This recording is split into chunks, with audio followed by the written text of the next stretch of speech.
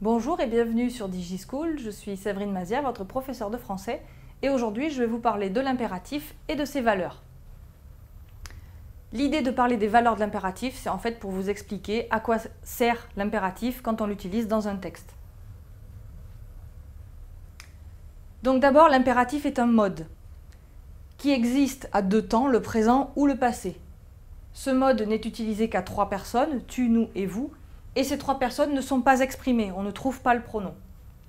Par exemple, range, rangeons, rangez, quand on est à l'impératif présent, ou bien au passé, aie rangé, ayons rangé, ayez rangé, avec l'auxiliaire avoir, ou bien toujours au passé, sois rentré, soyons rentrés, soyez rentrés, lorsqu'il s'agit de l'auxiliaire être. L'impératif va exprimer par exemple des ordres. Tais-toi et viens ici tout de suite, on donne un ordre. Il peut aussi donner des instructions. Branchez la prise Péritel sur votre téléviseur. Cassez les œufs et incorporez-les un à un. On peut avoir donc dans une notice, par exemple, ou dans une recette de cuisine, de l'impératif qui indiquera des instructions. Il peut aussi donner des conseils. Prends le temps de te reposer. Il sert aussi à exprimer un souhait. Par exemple, prête-le-moi, s'il te plaît.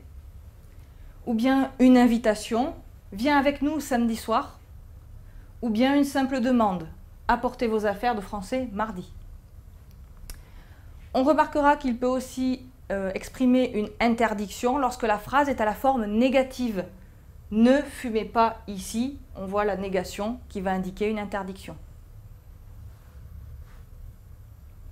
En conclusion, on va se rappeler que l'impératif présent sert à formuler une demande, un ordre, un conseil ou une interdiction lorsque le verbe est à la forme négative. Voilà pour cette vidéo sur les valeurs de l'impératif. Vous pouvez aussi retrouver sur DigiSchool d'autres vidéos sur les valeurs des temps, par exemple sur l'imparfait ou le passé simple. À bientôt!